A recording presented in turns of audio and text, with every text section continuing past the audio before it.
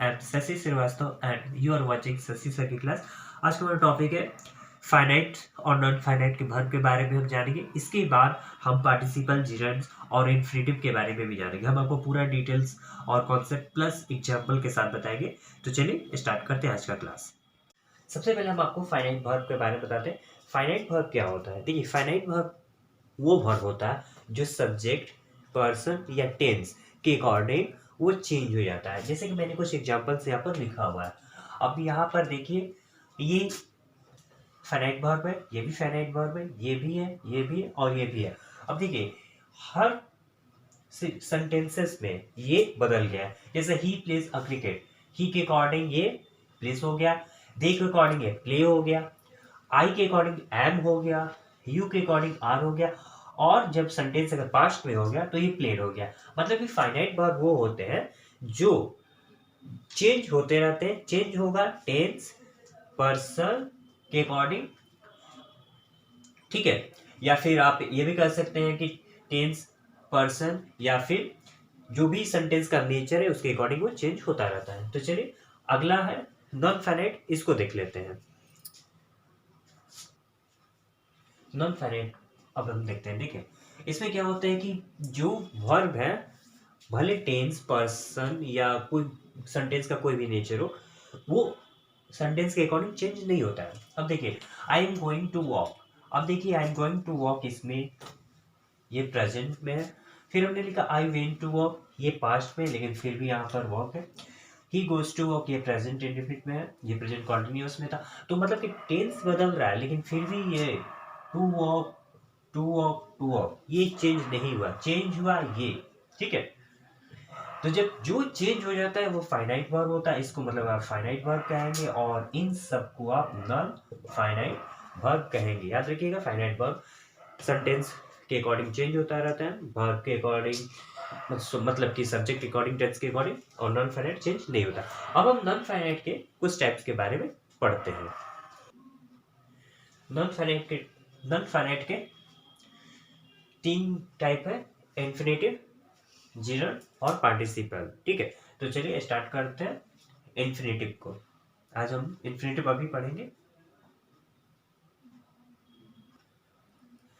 Infinitive के बारे में पढ़ते हैं। देखिए, इन्फिनेटिव का मतलब होता है 2+V1, मतलब कि 2 के बाद आपको हमेशा वर्ब का फर्स्ट फॉर्म रखना। ये काफी इंपॉर्टेंट है, इसको हमेशा याद रखिएगा, ठीक है।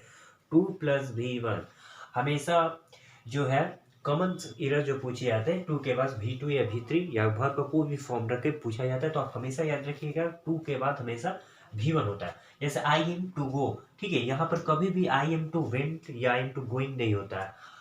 टू से, टू से या कभी नहीं होगा। टू के बाद हमेशा V1। Birds love to sing, यहाँ पर सिंग V1 है।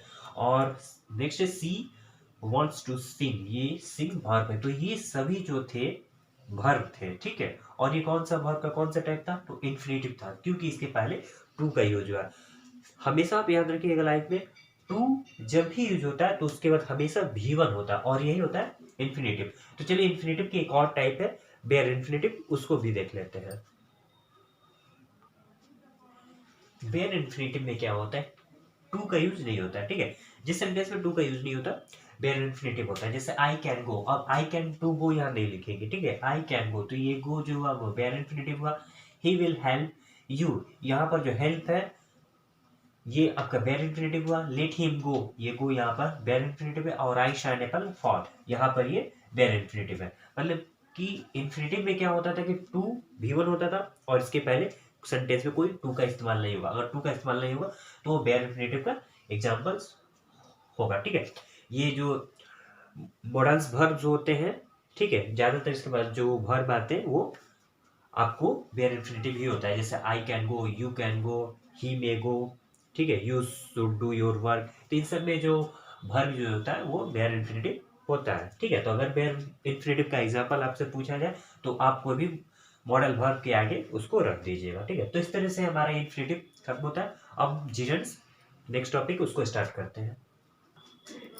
देखिए, जिरेंड्स क्या होते हैं? जिरेंड्स में क्या होता है कि हम वर्ब में आईएनजी जब जोड़ते हैं तो वो जिरंड बनता है और वो नाउन की तरह काम करता है, ठीक है। मतलब कि जिरंड्स बनाने के लिए क्या होता है कि आप वर्ब में आईएनजी लगाइए, ठीक है।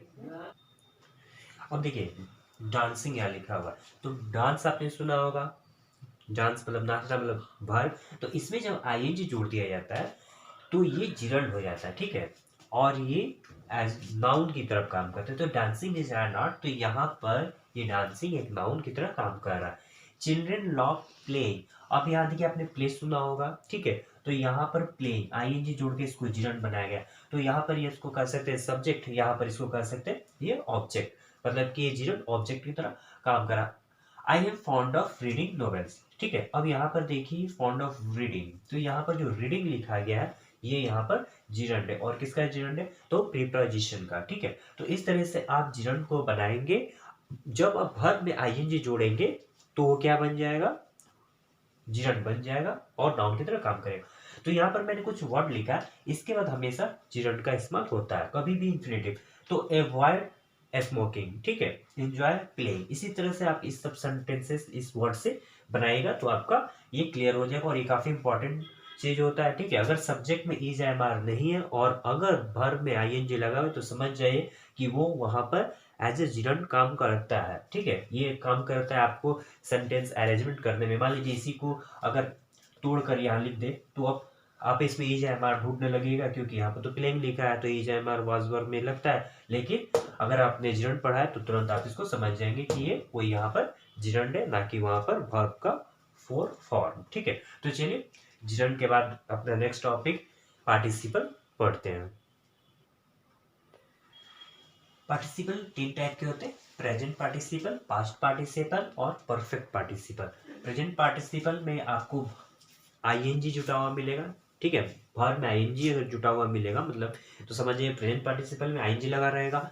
दूसरा पास्ट पार्टिसिपल, पास्ट पार्टिसिपल में होता है वर्ब में आपको डी या ईडी लगा रहेगा, मतलब कि वर्ब का आपको थॉट फॉर्म, आपने कभी कभी नोटिस किया होगा कि ड्रिंक, ड्रैंक, ड्रंक, और उसके बाद आगे लिख देता है ड्रंकेन, जैसे फॉरगेट, फॉरगॉट, फॉरगॉट और उसके बाद फॉरगॉटेन लिख देता है, ठीक है। तो वहां पर जो लास्ट में लिखता है ना ड्रंकेन या फॉरगॉटेन, तो वही इसमें इस्तेमाल होता है, ठीक है। पास्ट पार्टिसिपल में आपने बुक में अगर ये देखा होगा तो वहां पर पार्टिसिपल लिखा होगा, उसके नीचे ही ये लिखता है कि वहां पर ड्रंकेन क्या है, क्योंकि V1 V2 V3 ही होता है, तो वो नेक्स्ट जो मतलब आपको देखने को मिलेगा वो पार्टिसिपल में आता है। और परफेक्ट पार्टिसिपल में हैविंग का यूज करते हैं, ठीक है। याद रखिएगा जहां पे सेंटेंस में आपको हैविंग यूज दिखे और उसके बाद जस्ट पास्ट पार्टिसिपल मतलब कि ये अगर यूज होता है तो वो परफेक्ट पार्टिसिपल होता है। अब चलिए इस सब के बारे में थोड़ा डिटेल में स्टडी करते हैं ताकि क्लियर हो जाए। जैसे तो ये पहचान था, चलिए स्टार्ट करते हैं। Present participle. देखिए प्रेजेंट पार्टिसिपल क्या होता है कि प्रेजेंट पार्टिसिपल का प्रयोग तब होता है जब वाक्य के सभी भागों का सब्जेक्ट एक ही हो, मतलब कि सेंटेंस दो रहेगा, मतलब ऐसा लगेगा कि दो दो सेंटेंस रहेगा, लेकिन जो सब्जेक्ट होगा वही एक ही सब्जेक्ट उसका मेन होगा, ठीक है। भले ही दो सब्जेक्ट आपको दिखे लेकिन एक सब्जेक्ट उसका मेन होगा, ठीक है। जैसे यहाँ मैंने कुछ एग्जांपल्स लिखा है, शोर सुनकर बच्चा जग गया, ठीक है। सेंटेंस आपको दो लग रहा होगा लेकिन सब्जेक्ट इसका बच्चा ही है। पुलिस को देखकर चोर भाग गया, तो इसका मेन सब्जेक्ट चोर ही है, ठीक है। एक ही इसमें सब्जेक्ट है मेन चोर, और घंटी बजते बच्चे आ गए, तो यहाँ पर बच्चे जो है इसका सब्जेक्ट हुआ। अब इसको बनाते कैसे, तो मैंने स्टार्टिंग में बोला था प्रेजेंट पार्टिसिपल में वर्ब में आईएनजी लगाते हैं, तो शोर सुनकर, तो यहाँ पर सी लिखेंगे और आईएनजी जोड़ेंगे। याद रखिएगा ये जो सी में आईएनजी आप जोड़ते हैं ये सिर्फ पार्टिसिपल में ही यूज होगा, ठीक है। मैं देख रहा हूं कि इसके लिए आप इसको इस्तेमाल कभी नहीं कर सकते, जैसे नो होता है, नोइंग नहीं बनता, लेकिन यहाँ नोइंग आप लिख सकते हैं सिर्फ पार्टिसिपल में। तो सीइंग नॉइज द चाइल्ड, और जग गया इस ये पास्ट में है, ठीक है। तो वेक का वो कब, ठीक है। नेक्स्ट है पुलिस को देखकर चोर भाग गया, तो देख करते हैं, हाँ भी आप सिंग लिख सकते हैं। सॉरी सॉरी एक मिनट, यहाँ मिस्टेक हो रहा है, सो सुनकर है, सॉरी मैंने इसको यहाँ बना दिया, तो सुनना का हियर होता है, ठीक है। तो हियरिंग, हाँ तो हियरिंग के लिए भी एक कंडीशन होता है, हियरिंग को भी आप direct as a verb use नहीं करेंगे, जब भी आप यूज करेंगे तो आईएनजी लगाएंगे तो वो पार्टिसिपल के रूप में करेंगे। हाँ यहाँ था चोर को देखकर, तो सी द पुलिस, पुलिस को देखकर, उसके बाद चोर भाग गया तो द थीफ और भागना को रन अवे लिख सकते हैं, ये भी पास्ट में था और ये भी पास्ट में था। घंटी बजते बच्चे आ गए, ठीक है, तो घंटी बजना का आप लिख सकते हैं बजना का रिंग, तो रिंगिंग द बेल, और बच्चे आ गए द चिल्ड्रेन, आना का कॉम, तो यहाँ पर हम लिखेंगे केम, ठीक है। तो इस तरह से हम पार्टिसिपल्स को बनाते हैं, प्रेजेंट पार्टिसिपल को। याद रखिए कि इस तरह के जब भी सेंटेंसेस आपको दिखे, आपको ऐसा लगे कि एक ही सब्जेक्ट है, ठीक है, तो उसको हम लोग प्रेजेंट पार्टिसिपल में रखते हैं, ठीक है। इस तरह से सेंटेंसेस आप खुद से और भी बनाकर आप उसको ट्रांसलेट कर सकते हैं। तो चलिए अब नेक्स्ट पार्टिसिपल पढ़ते हैं प्रेजेंट के बाद। पास्ट पार्टिसिपल जो होता है, ठीक है, ये हमेशा वर्ब थर्ड फॉर्म के रूप में इस्तेमाल होता है और सेंटेंस में आपको ऐसा लगेगा कि कोई एडजेक्टिव है, ठीक है। अब देखिए यहाँ लिखा हुआ है द ब्रोकन ग्लास, तो ग्लास कैसा है, टूटा हुआ, तो टूटा हुआ ग्लास कट माई फिंगर, उससे क्या होगा, इस व्यक्ति का हाथ कट गया। तो यहाँ पर जो ब्रोकन आपको दिख रहा है द ब्रोकन, यहाँ पर ये पास्ट पार्टिसिपल है। कुक्ड मीट मतलब कि बना हुआ मीट, ठीक है, यहाँ पर ये कुक्ड जो है वो पास्ट पार्टिसिपल है, मे बी डाइजेस्टेड। अब बर्न चाइल्ड, तो बच्चा कैसा है, जला हुआ है, तो यहाँ पर जो ये भीतरी इस्तेमाल के बर्न में, यहाँ पर ये पास्ट पार्टिसिपल है, a burn child did the fire.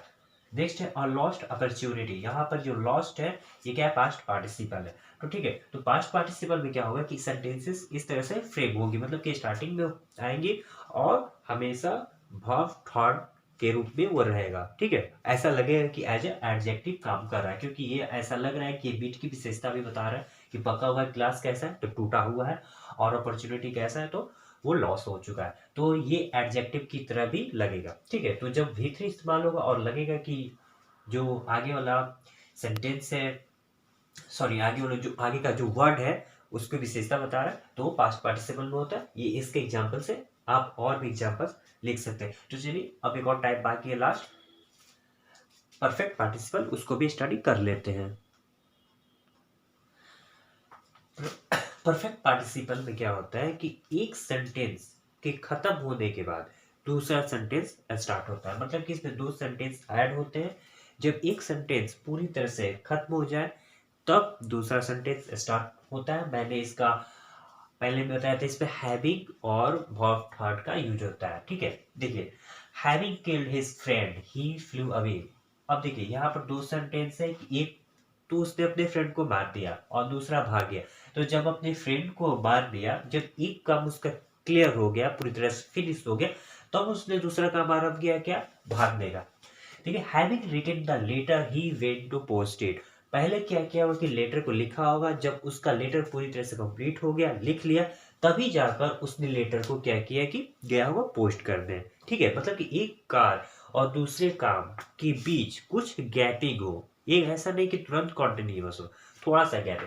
Working hard मतलब कि उसने कड़ी परिश्रम किया, ठीक है, जब उसने कर लिया तब जाकर उसने रेस्ट वाइल मतलब कुछ क्षण के लिए आराम किया, ठीक है। दोनों काम एक साथ नहीं हुआ, एक कार पूरी तरह से फिनिश हो गया फिर दूसरा कार स्टार्ट हुआ। हैविंग ड्रंकन मिल्क, अब हैविंग ड्रंक नहीं लिखेंगे, हैविंग ड्रंकन लिखेंगे, ठीक है, ये ईएन लगेगा इसमें, ईडी ना लगकर, ठीक है। तो हैविंग ड्रंकन मिल्क मतलब दूध पीने के बाद, पूरी तरह से दूध उसका जब खत्म हो गया तो कहाँ चला गया, खेल। तो इस तरह से ये परफेक्ट पार्टिसिपल हम लोग हैविंग का यूज करते हैं, ठीक है। तो नेक्स्ट टाइम से हैविंग का यूज करते समय आप एक बात का ध्यान रखिएगा कि हम सही से उसको यूज कर रहे हैं कि नहीं। तो इस तरह से मैंने आपको फाइनाइट, नॉन फाइनाइट और फिर आपको इन्फिनिटिव्स के टाइप्स और उसके बाद प्रेजेंट, परफेक्ट और फिर पास्ट पार्टिसिपल भी पढ़ा दिया, ठीक है। तो आज हम अपना वीडियो यहीं समाप्त करते हैं। आशा है कि आपको वीडियो पसंद आई हो और इसमें आपको कुछ नया सीखने को मिला होगा। आप अपने क्वेश्चन हमें कमेंट बॉक्स में पूछ सकते हैं। अब वीडियो अच्छी लगी हो तो इसको लाइक, कमेंट, शेयर जरूर करिएगा। हम आपसे फिर मिलेंगे किसी नए टॉपिक पर, किसी नए वीडियो में, ठीक है। तब तक के लिए बहुत बहुत धन्यवाद। Thank you.